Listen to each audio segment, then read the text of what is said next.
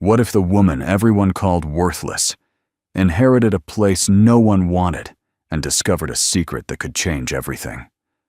What if a single dad, broken and lost, married her not for love, but to protect what was left of her father's dying legacy, only to uncover a 200 million secret buried beneath a gas station no one believed in? This is not just a story about money. It's about what happens when the people the world casts aside decide to stay. Before we begin, if you believe in second chances in love that heals and in the quiet power of kindness, we invite you to subscribe to Soul Moments Story, because sometimes the smallest places hold the biggest miracles. Now let's begin. Single dad married the outcast. Mom inheriting junk gas station, not knowing it. Hid a 200 meters secret. The radiator hissed like a dying snake. Steam billowed from under the hood, rising in ghostly wisps into the scorching New Mexico sky. Sam Holloway slammed the door of his truck, shut his boots, crunching into the gravel, and muttered under his breath, of course it dies here." The dashboard clock blinked 47 p.m., a hellish hour. No cell signal, no buildings in sight except for one. About a quarter mile up the road sat a battered gas station, its roof sagging like the back of an old mule, a sun-bleached open sign swaying gently in the hot wind. The desert had claimed every inch of it, except the door, which stood strangely intact, as if daring someone to knock. In the back seat, his daughter Maya stirred. "Daddy, I'm hot." Sam turned the fireman in him kicking in despite the civilian clothes. Her cheeks were flushed, hair damp with sweat. She had been silent most of the drive, too tired even to complain. That scared him more than the boiling engine ever could. He lifted her into his arms. "We're gonna get some water, sweetheart. There's a station right there. See it?" She nodded weakly, resting her head on his shoulder. Her small fingers clutched the collar of his shirt. Sam walked the last stretch, dust sticking to his skin like guilt. Guilt for not fixing the truck in time. Guilt for not having a plan. Guilt for still wearing the face of a man who once ran into burning buildings and now couldn't even keep his own child cool. He reached the gas station's door and knocked. No answer. He knocked again, louder. Still nothing. He was about to turn back when the door opened a crack. She looked like a ghost, at first a woman in her early 30s, long dark hair pulled into a messy knot, eyes like obsidian glass, hard but tired. She didn't smile. She didn't open the door more than a few inches. "Yes," she said, her voice low, guarded. "I'm not here to cause trouble," Sam said quickly. "My truck broke down. My daughter's overheating. We just need a place to sit for a minute. Some water. Please." Her eyes flicked to the girl in his arms. For the briefest second, they softened, but only just. "There's no air conditioning. No vending machines. This place hasn't sold gas since 2009. I'm not looking to buy anything," Sam said. "I'm just trying not to lose her." A long silence. Then the door creaked open wider. "You can come in," she said, stepping back. But just for a bit. Inside the station smelled of old oil and ghosted memories. Sunlight streamed through dusty windows, casting long shadows across shelves lined with expired candy and a cash register that looked like it belonged in a museum. A small, oscillating fan hummed from behind the counter, its breeze faint, but enough.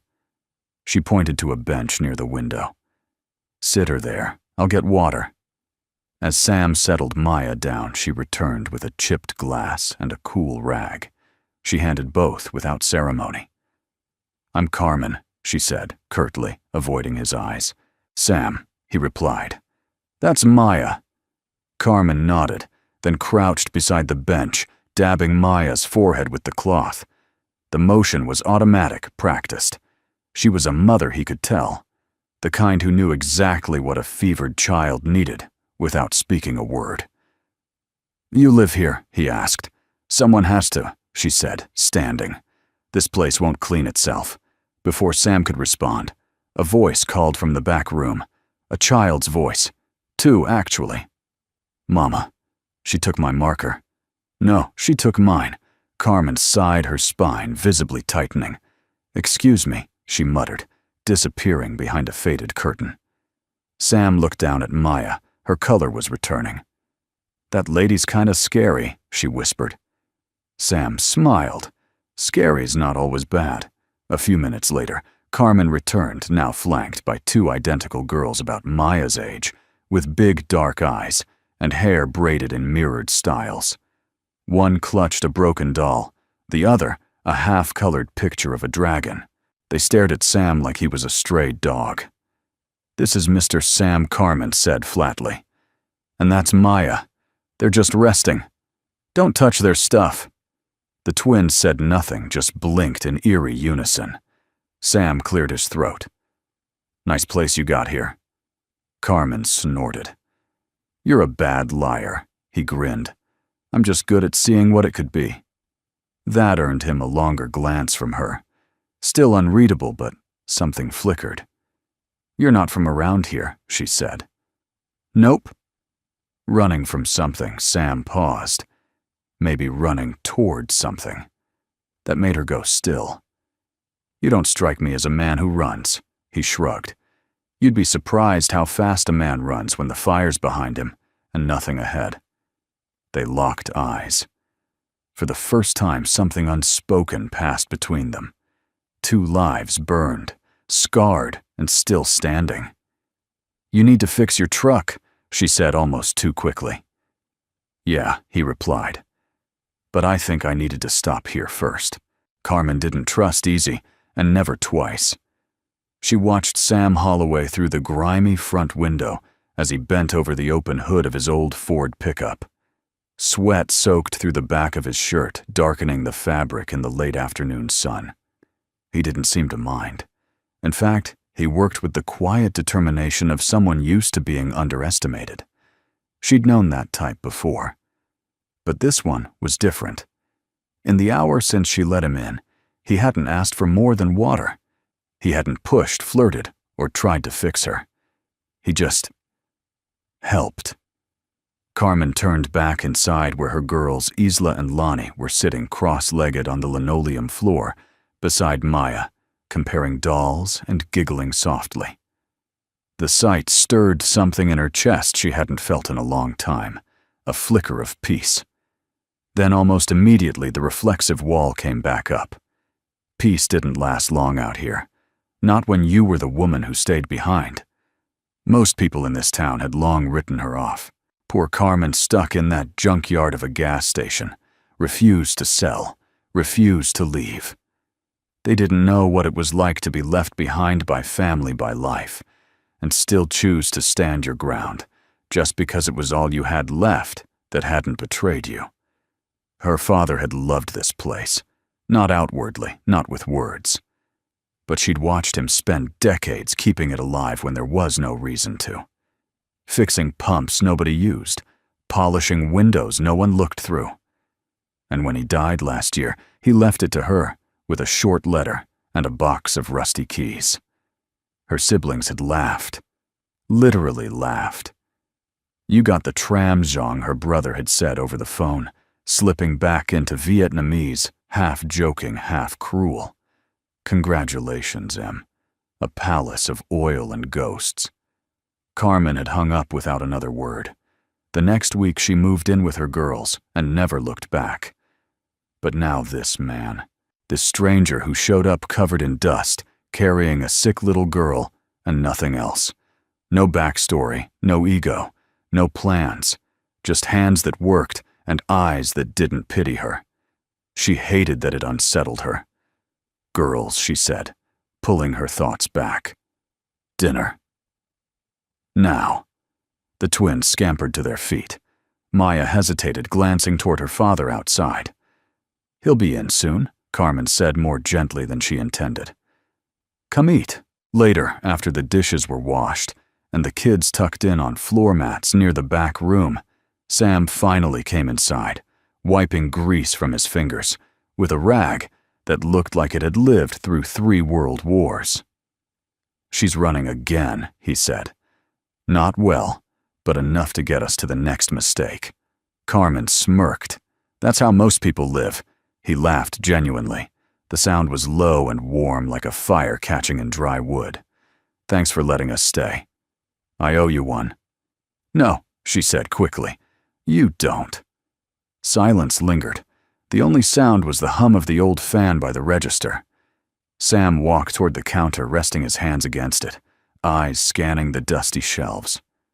"What are you even doing out here, Carmen? This place is a tomb." "It was his," she replied simply.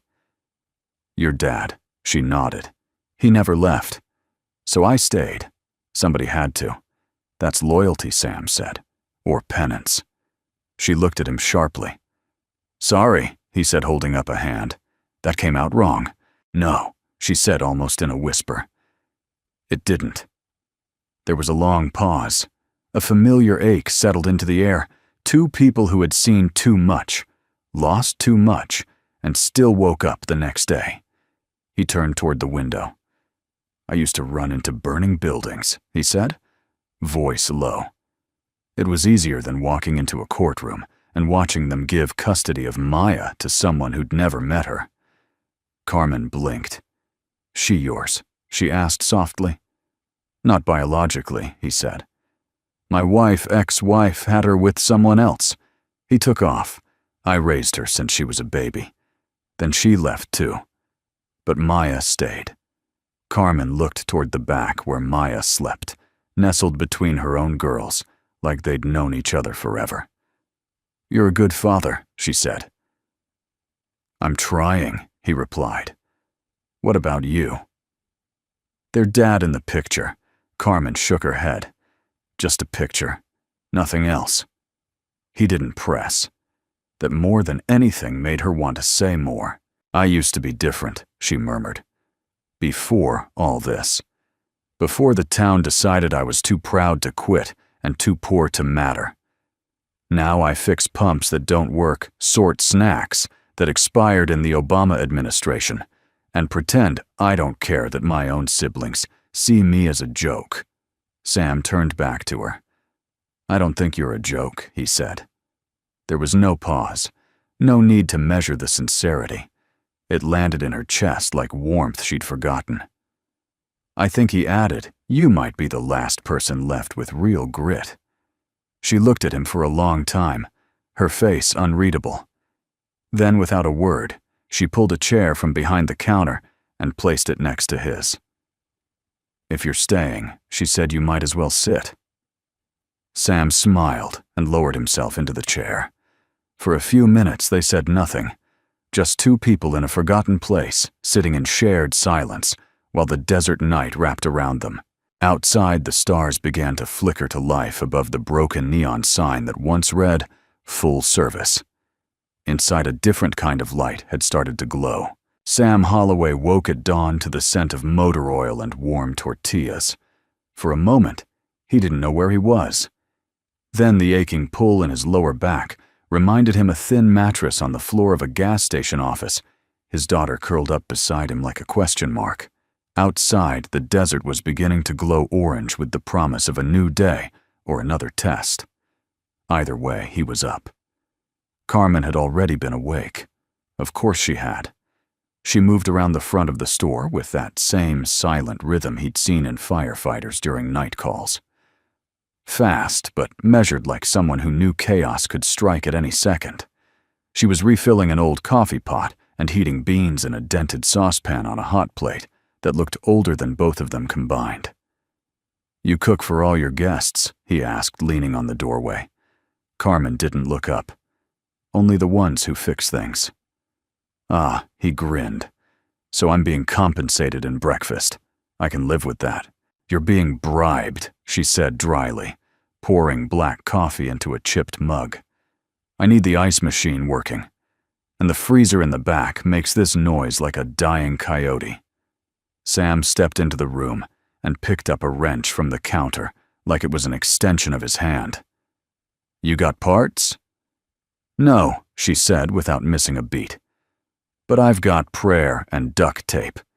He chuckled and glanced over at Maya and the twins who were seated in a circle on the floor, legs tangled, coloring together, like they'd done it all their lives. "Looks like we've been adopted," he murmured. Carmen followed his gaze, her face softening just a little. "Your daughter's good. Calm.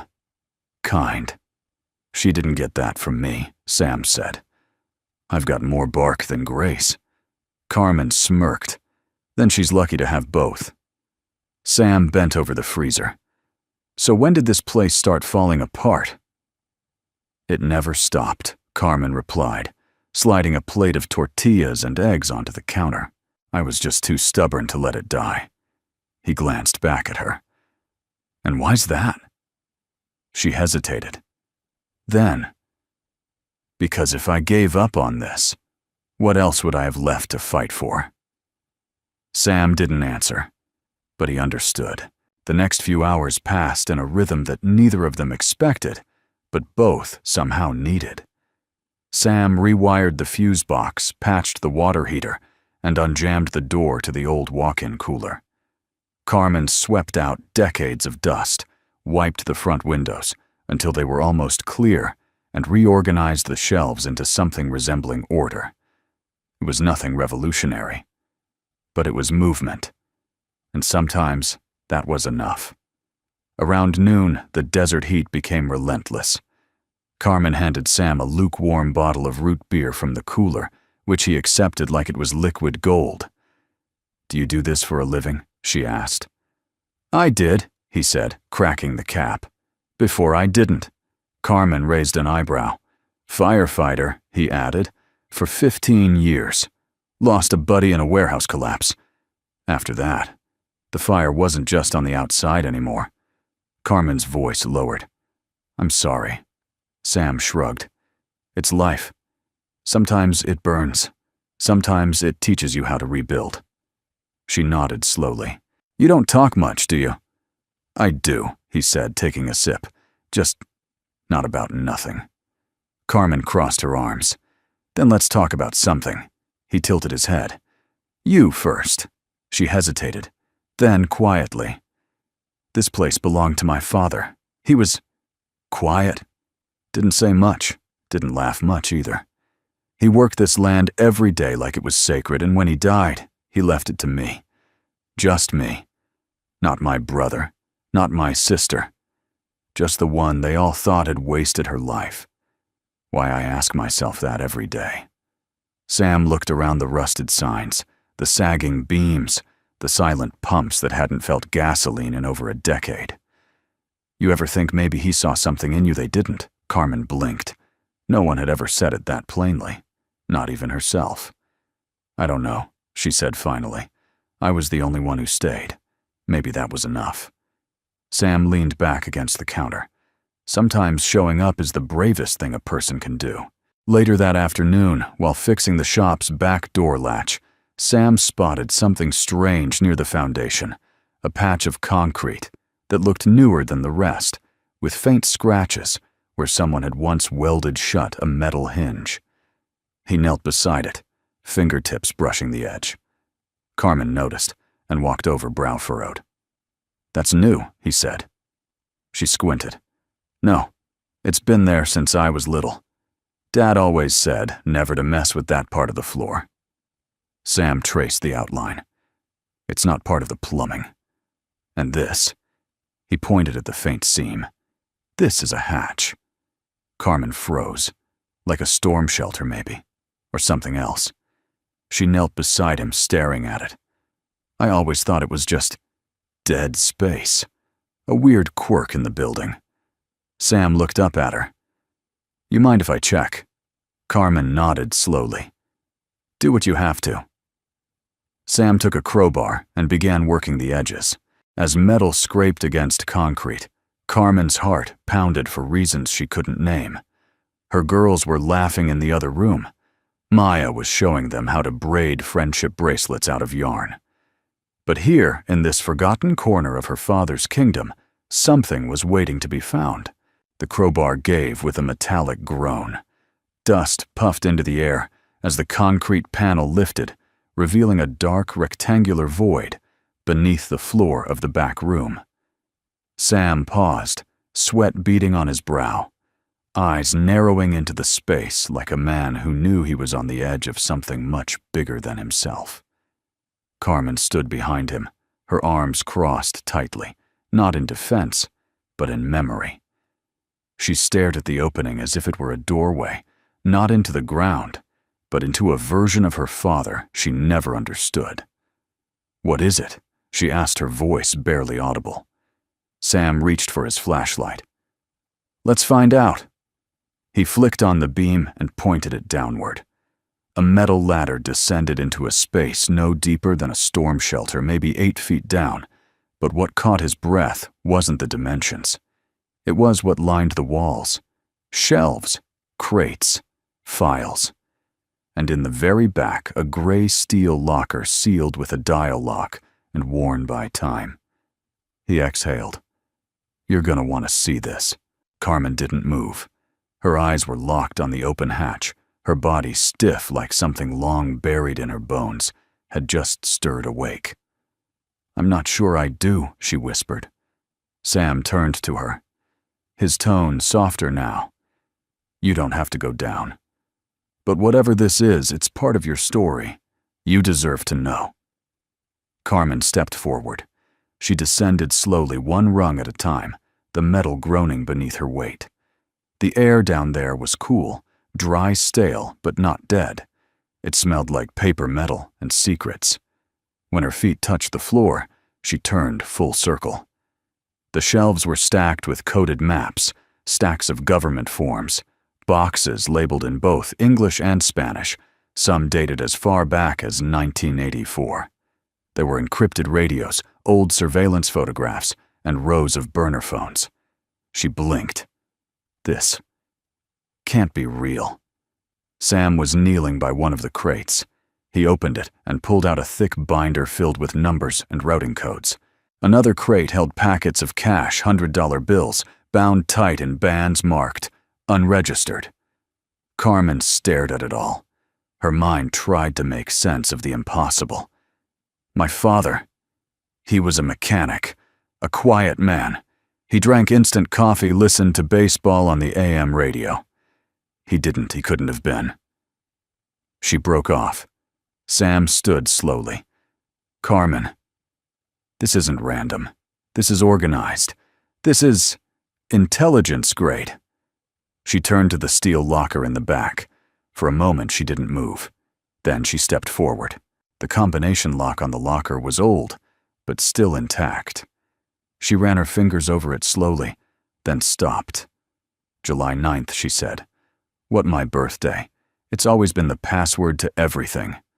Bill's his garage tools, even the lock on the freezer he never let me open." She turned the dial 070965. Click. The lock popped free. Inside the locker was a fireproof box. She opened it. Inside was a manila envelope, labeled in her father's careful handwriting. "Para Carmen cuando estés lista." "For Carmen when you are ready." She lifted it with trembling hands. Her eyes were wet now, though she hadn't felt the tears fall. She opened the envelope and pulled out a letter, written in Spanish. First, then translated into English beneath. His handwriting was slow, deliberate. I kept quiet because the world required it. I did not want this life, but I was good at it. I helped those who couldn't be helped. I used this place to protect, to warn, and sometimes to save. You always thought I stayed for nostalgia. But I stayed because I was trusted. Because this land became a net beneath people falling through cracks. I didn't leave you much in words, but I left you all that I had in purpose. If you're reading this, then I know you stayed. And that means I chose right. Papa Carmen pressed the letter to her chest. In that moment, something cracked open inside her. Not just the mystery of who her father really was, but the realization that all the years she spent defending him, mourning the simplicity of what she thought he was, were really about mourning the distance between them. He hadn't abandoned her in silence. He had protected her with it. When they emerged from the hidden room, the sun was beginning to lower in the sky, casting long shadows through the station. Sam gently closed the hatch and wiped the dust from his hands. Carmen stood in the middle of the room, still holding the letter. The world around her subtly shifted. "So," she said. Breaking the silence, "my father ran a CIA safe house disguised as a gas station. That's a hell of a legacy." Sam let out a soft laugh. "Beats mine. I once saved a cat from a dryer vent." Carmen chuckled, but it faded quickly. "I don't know what I'm supposed to do with all this," she said. Sam looked at her for a long time. "Maybe start by asking yourself, why did he leave it all to you?" She was quiet. "I don't know. I think you do," Sam said gently. "You stayed. That wasn't failure. That was faith." That night, after the girls were asleep, Carmen sat alone in the back office. The envelope lay open beside her, its contents now spread across the table. Names, documents, accounts. Evidence of lives, saved lives, protected. In her lap, the letter. On her face, something between grief and pride. Outside, the desert whispered, and the sign above the station, long rusted and broken, flickered once. Just once. Like the ghost of a man who had finally been understood. Carmen stood in the kitchen with the letter from her father, still folded in her back pocket, as if keeping it close would stop the outside world from intruding. But the outside world had other plans. The knock on the door came just after noon. Sharp, precise, and full of entitlement. She didn't need to look through the dusty glass pane to know who it was. Teresa Rodriguez. Her older sister stood on the cracked front step in a pantsuit that looked like it cost more than Carmen's entire grocery budget for the month. Her hair was perfectly in place, not a single strand out of order, and her lips were set in a line that had never once bent toward kindness. Behind her stood a man with a leather briefcase and a clipboard, the kind of man who only showed up to make things worse. "Carmen," Teresa said, offering a nod like she was greeting a motel clerk. "I thought we might have a little chat." Carmen opened the door slowly, blocking it with her body. "That why you brought a lawyer?" Teresa smiled, but it didn't reach her eyes. "Just a precaution. You know how things get when assets aren't properly divided." "I didn't know there was anything to divide," Carmen said coldly. "You all said this place was worthless. Remember?" "Oh, we said it looked worthless," Teresa replied smoothly. "That's not quite the same thing." Carmen's stomach turned. The air felt dry and sharp, like a dust storm was about to break. They sat at the cluttered counter, inside, the air between them thicker than the heat outside. Sam stood off to the side, arms crossed, watching Teresa like a hawk, a quiet presence that Carmen hadn't asked for, but deeply appreciated. The lawyer cleared his throat. "Ms. Rodriguez," he said, and Carmen didn't need to ask which one he meant. "We've recently become aware that your late father may have been in possession of substantial unreported assets, possibly even of federal interest." Carmen said nothing. Her silence wasn't fear. It was strategy. "We'd like to see an inventory," he continued, "and discuss a fair distribution among the siblings, considering inheritance law." And number Carmen's voice cut through him like a blade. Teresa's eyes narrowed. "Carmen, be reasonable." "You were reasonable when you laughed in my face at the funeral," Carmen said, leaning forward. "You were reasonable when you told everyone I was delusional for staying here. You didn't want this place until you smelled money." Teresa flushed just slightly but kept her voice even. "This isn't about sentiment. It's about legality. Dad didn't leave a will." "He left me," Carmen snapped. "He left this place to me, no one else. Legally, that's debatable. I've been here. I've lived here. I've kept this place from collapsing while the rest of you sat in your condos sipping Chardonnay and pretending you didn't come from a man who worked with his hands." Sam stepped forward slightly. "Maybe you should go." The lawyer looked to Teresa. She stood. "This isn't over," Teresa said. "I'll see you in court." "I'll be waiting," Carmen replied, voice ice. As the door shut behind them, Carmen's hands trembled, but not from fear, from fury. Later that evening, after the girls had been fed and the sun had dipped behind the ridge, Sam found Carmen out back, sitting on an old milk crate staring up at the stars. She didn't speak when he approached. He didn't either. He just sat beside her. "Why do they hate me so much?" she asked finally, her voice quieter than the wind. "They don't," Sam said. "They hate what you represent," which is the part of themselves they walked away from. She let that sit. "I'm not going to let them take this," she said. "I know. But I don't have a lawyer. I don't have money. I've got—" She laughed bitterly. "I've got a half-dead freezer and a family name no one wants to remember." "You've got more than that," Sam said gently. "You've got proof. You've got purpose. You've got a story no judge will ignore if it's told right." She looked at him. "What if they drag it through the mud? Then we stand in the mud and plant something new." Carmen stared at him for a long time. "You really believe all that? I've seen worse odds," he said. "And I've seen what happens when someone decides they're not just surviving, they're staying." That night, Carmen couldn't sleep. She sat at the kitchen table with the manila envelope reviewing each document, each account, each coded log her father had left behind. She underlined names, marked transfer dates, pieced together a picture of a man who had walked 2 lives, 1 public, and broken 1 private and powerful. He hadn't left her money. He'd left her a legacy. And now she had to protect it, not for herself, but for her daughters, and maybe even for the world he once quietly tried to save. The next morning, she walked out to where Sam was fixing the lights on the front awning. "I need your help," she said. He looked down from the ladder.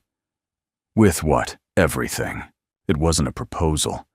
Not in the romantic sense. There was no candlelight, no soft music playing in the background, no trembling voice asking, "Will you marry me?" It was Carmen standing at the edge of Sam's workbench, hair pulled back, grease on her cheek, eyes sharp and serious. "If I marry someone," she said, "I can solidify ownership of the property. Block any claims from my siblings," the lawyer told me. Legal strategy. Sam didn't look up from the socket wrench in his hand. "And you're telling me this because I trust you," she said simply. "And I don't have anyone else to ask." That made him pause. He glanced up. Her face was calm but not cold. There was something in her eyes, resolve, yes, but also something else. Something vulnerable. Something that said she hated even having to ask. "Carmen," he said slowly, "marriage is more than paperwork, even the fake kind. I know. And your girls. They already see you as part of this." He rubbed his jaw. "And Maya. She talks about you like you've built the stars." He looked down at his calloused hands. "I'm just trying to fix the lights." She stepped closer. "You've done more in 2 weeks than anyone's done for me in 10 years. Sam exhaled. "So you're asking me to be your husband? I'm asking you to help me protect what my father built, and what I've tried to keep alive." Sam was quiet for a long moment. Then softly, "You know this means staying right." Her voice didn't waver. "That's why I'm asking you." They were married that night. Not in a church, not in front of friends or family, unless you counted 3 children and an old gas pump that leaned like it had secrets of its own. The ceremony was small. Carmen wore a clean blouse and jeans. Sam wore a borrowed button-up that didn't quite fit his shoulders. The twins made flower crowns out of weeds, and Maya handed Sam a twist-tie ring from a bread bag, because real rings are boring. They stood under the awning, bathed in moonlight. Carmen had found a local justice of the peace who owed her father a favor. He drove out in a dusty sedan, asked no questions, and performed the ceremony with the solemnity of a man officiating a battlefield truce. Do you Carmen Elena Rodriguez the justice writ take this man Sam Holloway to be your lawful wedded husband? Carmen looked up at Sam. I do, she said, with a voice so steady it surprised even her. And do you, Sam Holloway, take this woman Carmen Rodriguez to be your lawful wedded wife? Sam hesitated just long enough to make everyone glance at him, then smiled. I do, he said. And it didn't sound like duty. It sounded like relief. After the papers were signed, the justice left without fanfare. The girls danced barefoot on the concrete pad, where gas used to pump spinning under the stars. Carmen sat beside Sam on the front steps, knees brushing. I never thought I'd do that again, she said. Me neither, he said. Silence stretched between them, but it wasn't awkward. It was heavy with truth. Was she like me? Carmen asked suddenly. Your ex? Sam chuckled. No, she was everything but. That's not an answer. He sighed. She was fire, fast and loud, burned bright and vanished just as quick. You're like stone. You don't move unless it matters. She tilted her head. Is that a compliment? He nodded. The highest kind. Carmen looked up at the stars. I didn't get married tonight to fall in love. I know, but I don't think I've ever felt safer sitting next to someone. He didn't say anything. He just reached over and took her hand. She didn't pull away. That night, Carmen stood at the doorway of the back room where Sam and Maya were staying. Maya was already asleep, curled up like a cat beneath the old quilt Carmen had pulled from the attic. Sam stood nearby, folding his shirt with quiet precision. You're staying, Carmen said. He nodded. That's what husbands do. She leaned against the doorframe. You don't have to be perfect. You just have to be real. Sam looked at her, then walked to where she stood. I'm here, he said, simply. That's all I've got. She smiled, tired, soft, but true. That's all I need. In the weeks that followed, things began to shift. The paperwork changed hands. Property rights were secured. The gas station that had once been a ghost became something solid. Carmen and Sam filed taxes as a married couple. They opened a shared account. They learned the rhythms of co-parenting. The girls started calling each other sisters without correction. And yet, somewhere in all of it, something real did begin to grow. It wasn't flashy. It wasn't cinematic. It was quiet and consistent. It was Sam repairing the screen door before she asked, Carmen making his coffee the way he liked, Sam brushing sand from the girls' shoes before they tracked it inside, Carmen saving the last peach for Maya. Love, they discovered, didn't always roar. Sometimes it showed up and stayed. One evening, as Carmen locked up the store, she caught sight of herself in the dusty glass. For the first time in years, she didn't see the outcast, the one left behind.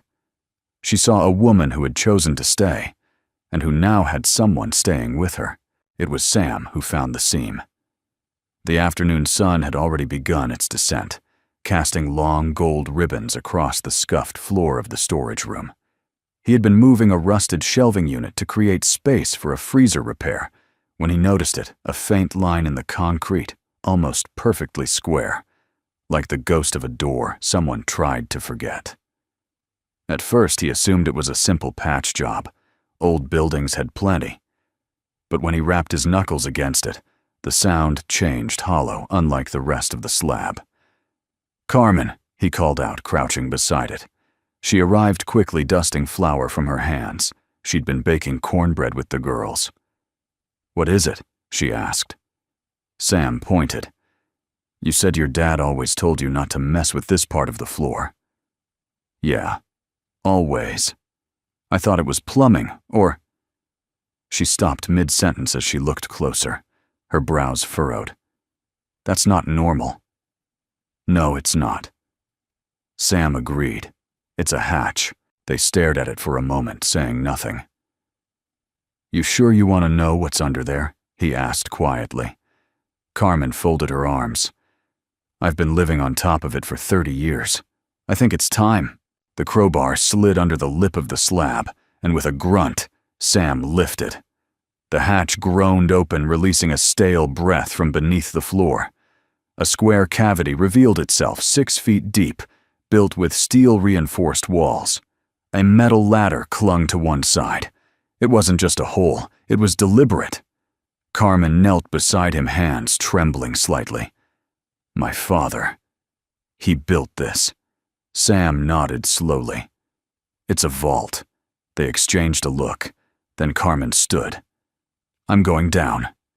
Sam grabbed a flashlight and followed. The air was dry and cold, preserved by insulation and silence.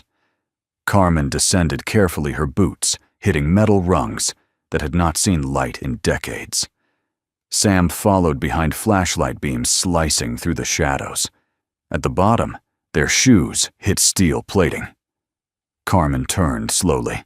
The space was no wider than a garden shed, but what it lacked in size, it made up for in impact. On one wall, shelves of manila folders neatly labeled. On another, crates stamped with faded government insignia. And at the far end, a locked cabinet bearing a symbol neither of them had ever seen until now. It was the same emblem embossed on the envelope her father had left in the safe upstairs. A shield, a number, a star. CIA. Carmen's breath caught. This is real. Sam nodded, eyes scanning the surroundings. This wasn't just some place to hide things. He built this to protect something. She stepped forward and opened one of the folders. Inside were surveillance photos, coded documents, and a typewritten log labeled in her father's familiar hand. Communications. John, 1989. New Mexico Safe House Rodriguez Station. It hit her like thunder. He wasn't a mechanic with hobbies. He was an operative, a guardian. And this place, this rundown station, had been a house of secrets long before it was her home. They spent the next 2 hours cataloging what they could. Files described smuggling routes, safe house transfers, and coded banking channels. There were photos of people, some of them smiling, some circled in red ink. A few names she recognized from old headlines. Others had been scrubbed from history. But in one locked box, they found something different. Not files, not weapons. Money. Stacks of untraceable bills, gold coins and silver bars, all wrapped in plastic and sealed in vacuum containers. Sam estimated at least $5 million in that box alone, and there were 6 more just like it. Carmen stared at it all, her knees buckling slightly. This is impossible, she murmured. It's real, Sam said gently. And it's yours. No, she said, eyes still wide. It was his. I just are the one he trusted with it. Carmen sank onto an old crate, her hand gripping the edge of the table. She had always believed her father was complicated, withdrawn, possibly ashamed of his life. But this was purpose. This was mission. And she had never known him at all. When they climbed back out into the fading daylight, Carmen didn't speak for a long time. She stared at the sky like someone seeing it differently for the first time. Sam stood beside her, patient. Finally, she broke the silence. This changes everything. Yes, he said. It does. My siblings can't know. I agree. They'll take it. Ruin it. Use it for themselves. Sam looked her square in the eye. So we keep it safe. She exhaled. I don't know how to do this. I don't know what to do with all of this. You start, he said softly, by deciding who you want to be now that you know the truth. Carmen glanced at him. And who do you think I am? Sam didn't hesitate. You're the daughter of a man who spent his life in the shadows to protect others. And you're the woman who stayed to protect what he left behind. That doesn't make you a failure, Carmen. That makes you a legacy. That night, when the girls were asleep, Carmen sat at the kitchen table with her father's documents spread out before her. But this time, she wasn't just looking at evidence. She was claiming it. Not for the money, not for revenge, but for something better. for honor, for truth, for a future she could build with Sam, with the girls, with the strength in her blood she'd finally learned to name. It started with a phone call Carmen never answered. Then came the emails, the official-looking letters, the sudden appearance of two men in suits standing by the old payphone that hadn't worked since 1997. And then, without ceremony, came the knock on the door. Not Teresa this time, not a lawyer. Federal agents. Carmen opened the door slowly, Sam standing behind her like a silent anchor. "Carmen Elena Rodriguez," one of the men asked. He was clean-cut, trim suit, government posture. Not friendly, not hostile, just official. "That's me," she said. "I'm Agent Dalton. This is Agent Reeves. We're with the Office of Intelligence Oversight. We'd like to speak with you regarding activities at this property, past and present." Carmen didn't flinch. "Do you have a warrant?"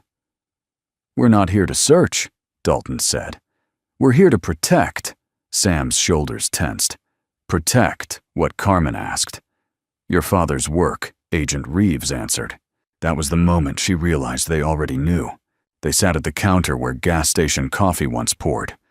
Now it held a manila folder she didn't dare open. Sam stayed close, eyes locked on the agents, like a man ready to pounce if needed. Agent Dalton gestured gently. "Miss Rodriguez, your father, Diego Rodriguez, operated what we refer to as a Tier 3 domestic safe house from 1985 until approximately 2006. And no one told me," Carmen said, bitterness sharp in her throat. "He wasn't supposed to," Reeves replied. "It would have compromised every mission he supported." "He was my father," she snapped. "Yes," Dalton said calmly. "And one of the most reliable civilian operatives in the Southwest." The folder slid across the counter toward her. "What's in that?" Sam asked. Dalton opened it. Inside were photographs of Carmen's father in surveillance rolls, letters of commendation from anonymous sources, and documentation of bank accounts tied to U.S. operations in Latin America. Some papers were redacted. Others were left just legible enough to imply weight. Reeves leaned in. "You're not in trouble. But the information on this property is now considered a national asset. There are people, foreign and domestic, who would pay handsomely to access what your father left behind. So you're here to—" "Take it," Carmen said quietly. Dalton shook his head. "We're here to secure it. But we need your cooperation." Carmen's stomach turned. "They'll bury it," she whispered to Sam. "Bury him." Sam met her eyes. "Not if we stand our ground," Dalton interjected. "This isn't a threat, Carmen. It's an invitation." "To what?" "To decide how your father's legacy lives on." That night, after the agents left with promises of returning. Soon, Carmen stood alone behind the counter, staring at the envelope they left behind.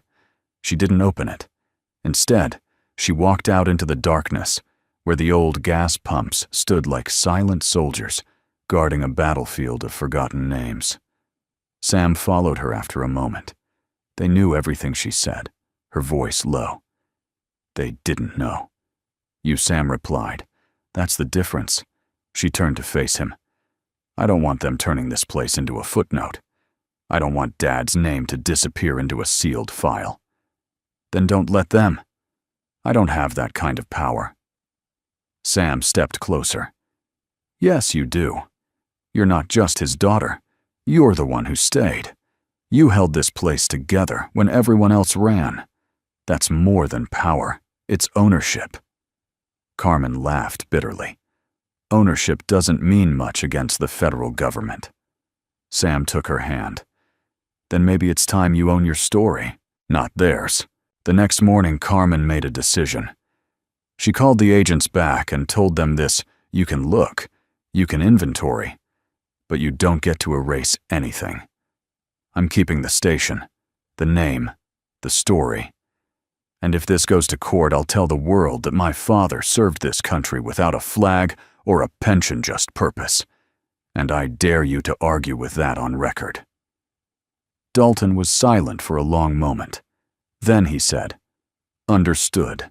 News travels fast in small towns. Within a week, whispers spread about federal agents at the old Rodriguez station. Then came the reporters, nosy neighbors, and opportunistic cousins Carmen had never met. But she was ready now. She gave one interview on the porch, where her daughters played behind her. She said only this: 'My father wasn't rich, but he built something priceless. He taught me that doing the right thing doesn't always get applause, but it always matters. This station is staying in the family, and it's staying open to anyone who needs a place to begin again.' The clip went viral.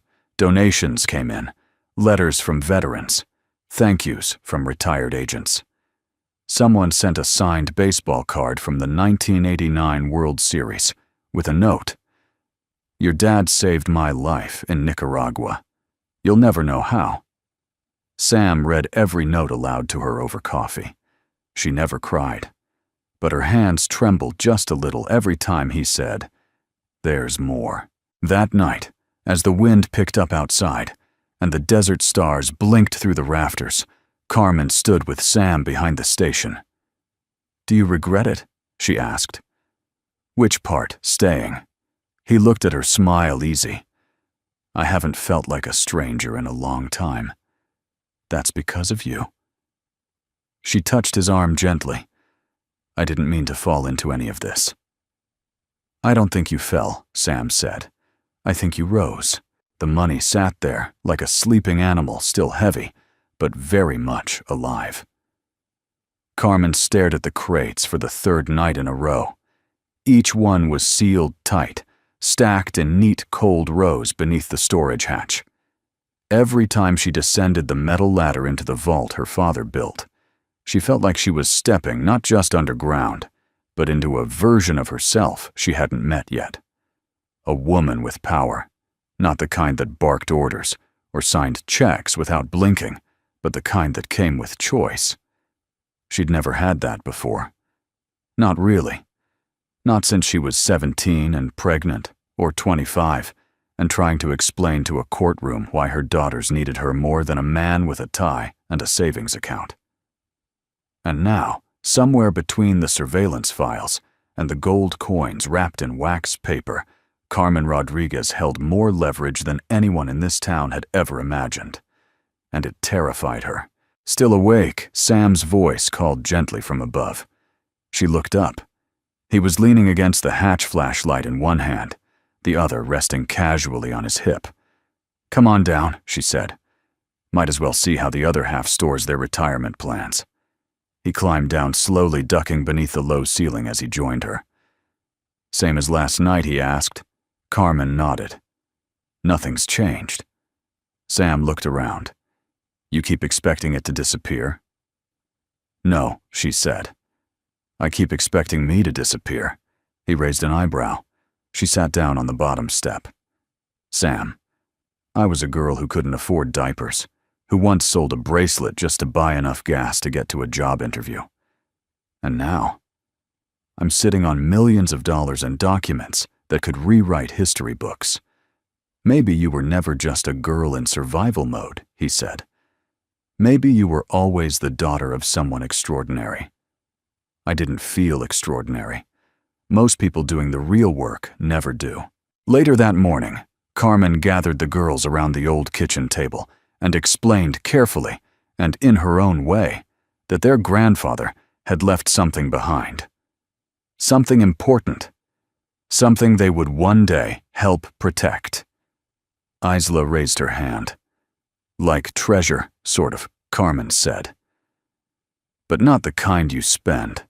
Lonnie frowned. "So what do we do with it?" Carmen thought for a long moment. "We turn it into something that matters." They started small. The first change was local, fixing the school's broken roof without asking permission. No press, no credit. Just an envelope left in the principal's mailbox, with a check and a note. From someone who remembers what it's like to sit under leaks. Next came the bus stop, rebuilt with benches, a shade structure, and a little free library box painted by the girls themselves. Sam built it with scrap wood and a smile saying, "We're not saving the world. We're making a corner of it better." Then Carmen met with the mayor. It was a tense lunch. The mayor was a career man, slick hair practiced charm, but he softened when she told him she wanted to open a community outreach center on the station's lot. ESL classes resume workshops of food pantry. "I'm not asking for permission," she said. "I'm telling you what's coming." The mayor blinked. "And who's funding this?" She handed him a typed budget. "A private endowment. Anonymous." He raised an eyebrow. "Is that anonymous person?" You Carmen smiled. "That's not your concern. What is your concern is that for the first time in 30 years, this town is going to have a place for people to go when no one else wants them." He leaned back, thoughtful. "I never expected this from the girl at the gas station." She stood. "That's because you were never paying attention." The station transformed slowly but steadily. The pumps stayed broken, but the windows were scrubbed clear, the roof repaired, the weeds pulled. A small garden bloomed in front tomatoes. Sunflowers, basil. Maya and the twins took turns watering it every morning before school. Word spread. Volunteers showed up. People Carmen hadn't seen in years came by with tools, paint, or just a story to share about her father. "I remember him giving a sandwich to a runaway kid in '95, one man said. Didn't even charge for gas. My cousin said he used to hide messages under the oil barrels," whispered a retired teacher. Carmen listened to every memory like it was a line in the eulogy she never got to give.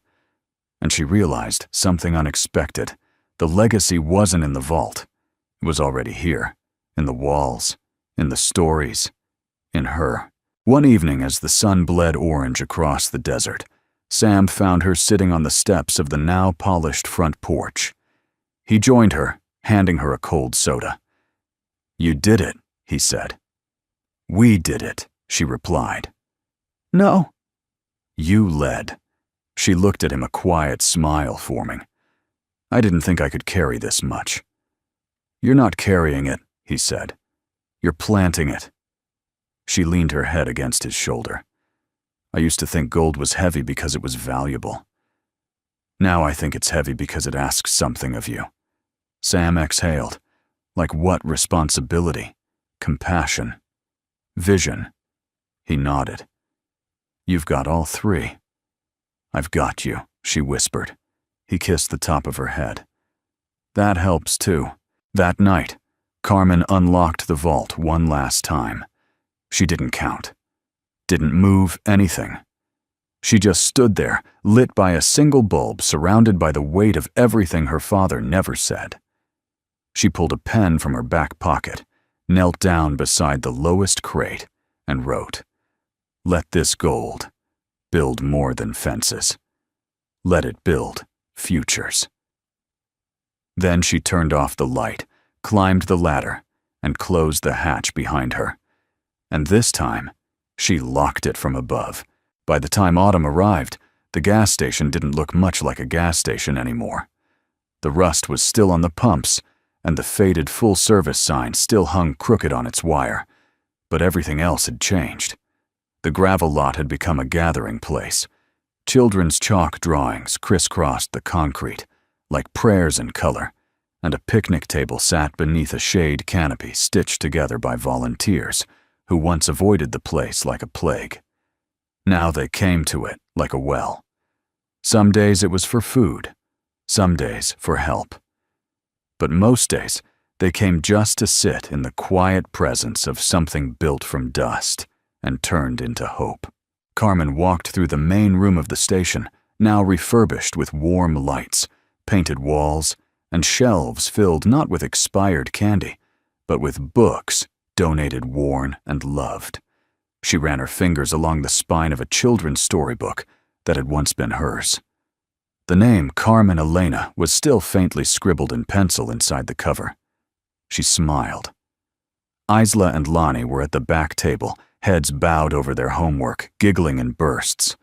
Maya sat beside them, helping with long division her braids tied with red yarn the twins had gifted her that morning.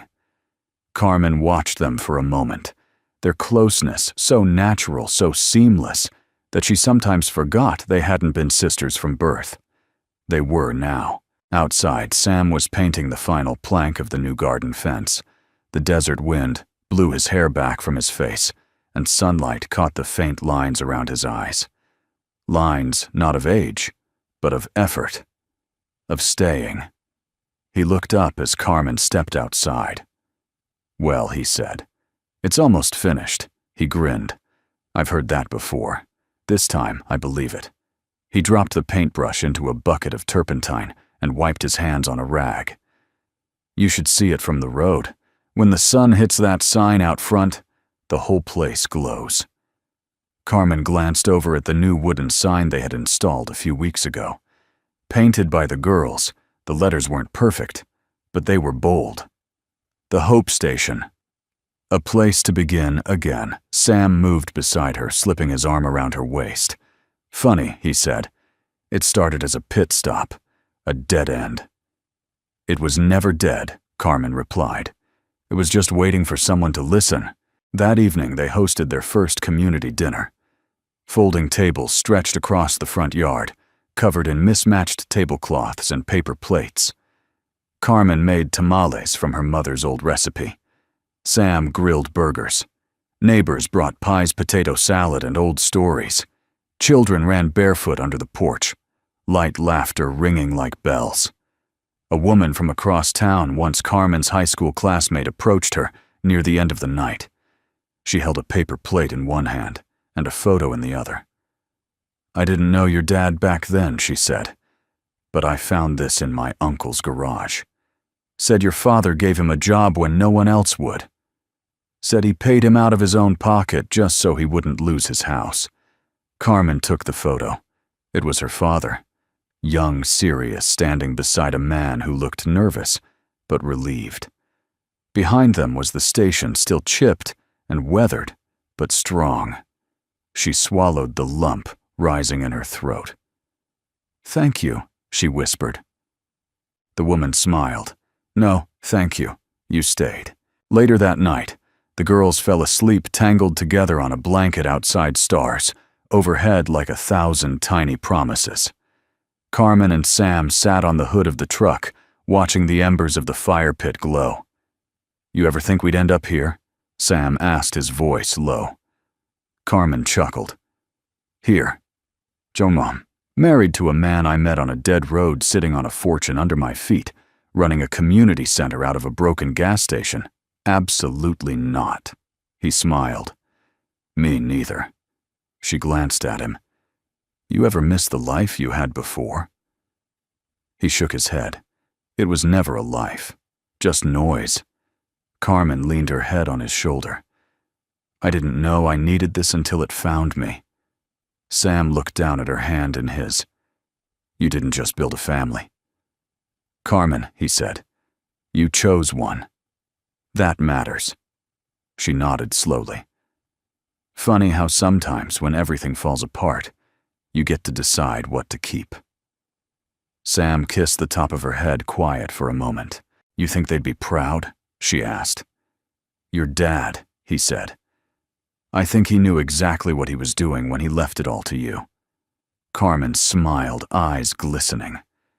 "I used to feel like I didn't belong anywhere," she whispered. And now she looked around the lights, the laughter, the warmth that lingered even after the fire burned low. Now she said, "I think I finally came home." That night, as she tucked the girls into their beds and switched off the lights, Carmen paused in the hallway, one hand resting on the doorframe. She could still hear the hum of the desert outside, soft and steady. Her father's voice echoed faintly in her mind. "This place, it's not much, but one day it'll mean something." And now it did. Not because of secrets, not because of money, but because of love. Because of the people who stayed. Years later, they would still call it the gas station with the heart. Long after the pump stopped mattering, after the headlines faded, and the government letters turned yellow in a locked drawer, people still came. Not for fuel, but for something far rarer. A second chance. Carmen stood at the counter that morning, a fresh pot of coffee brewing behind her, as a young woman stepped nervously through the door. Maybe 22. Backpack worn, eyes tired, clothes too thin for the season. "Hi," the girl said, voice small. I heard there might be help here." Carmen didn't ask where she'd come from. She never did. Instead, she smiled and motioned to the stool across from her. "Let's get you some breakfast."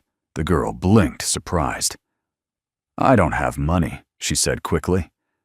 Carmen poured 2 mugs of coffee and slid one across the counter. "Good thing we stopped charging." The girl hesitated. Then she sat, slowly, cautiously, like she wasn't sure yet whether this place was real. But it was, because Carmen had built it that way. By mid-morning, the girls, now young teens, were setting up for Saturday's donation drive. Maya led the charge as usual, organizing canned goods with military precision, while Isla and Lonnie labeled clothing bins and argued about font size on handmade signs. "Bold letters win hearts," Isla declared. "Cursive is classy," Lonnie countered. Maya rolled her eyes and handed them both stickers. "Just label the baby clothes Picasso." Sam stood in the doorway, coffee in hand, watching them with the quiet pride of a man who never needed trophies. Just mornings like this. Carmen stepped beside him. "They're turning into their own kind of storm," she said. He grinned. "A good one, the kind that brings rain when you've been dry too long." She leaned into him. "Do you remember the first night you stayed here?" He nodded. "You looked at me like I was going to steal the bolts out of the floor. You looked like a man who didn't know where he belonged. And now," she smiled, "now you look like home." He kissed her temple. "So do you." Later that afternoon, Carmen unlocked the vault. She did it now and then, not for the money, not for the documents, but for the stillness.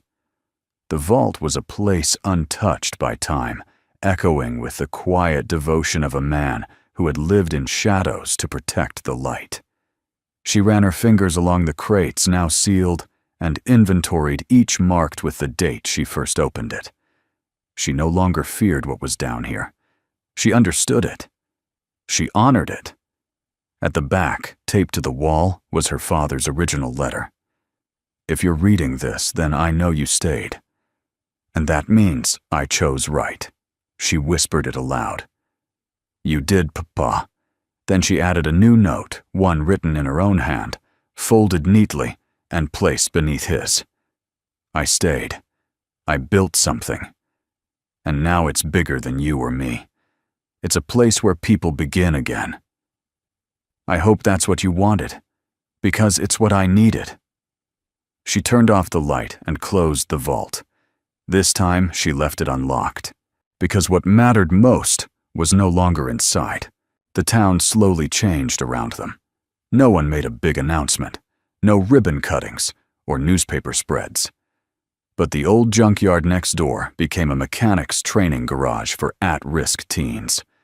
The diner reopened with a new owner. A single mom, Carmen, had helped through a custody battle, and the empty field beyond the station was being cleared by volunteers for a community garden. They didn't call it a revival. They called it belonging. One by one, neighbors stopped by just to sit, to breathe, to remember that hope too had an address. One evening, as the sky turned lavender over the desert, Carmen sat with Sam on the hood of their truck, the girls laughing in the distance, music playing softly from a radio someone forgot to turn off. "I used to think this place was the end of my story," she said. Sam turned toward her, his eyes steady. "It was," he replied. "But endings are just places where the road turns." She exhaled slowly, the wind brushing hair from her face. "I was always waiting for someone to save me. Then you showed up and didn't try." He smiled. "I just saw what was already there." She rested her head on his shoulder. "Thank you for staying." I didn't stay, he said. I arrived, much later when the fire pit was dying, and the girls had fallen asleep under a sky stitched with stars. Carmen walked alone through the station one last time that night. She stopped beneath the new sign, her fingers tracing the wood. The Hope Station. A place to begin again. And beneath it, freshly added by someone she didn't know who, though she suspected Sam, were 4 small hand-painted words. Last stop before hope. She smiled. And for the first time in a life full of struggle, survival, and second chances, Carmen Rodriguez felt full.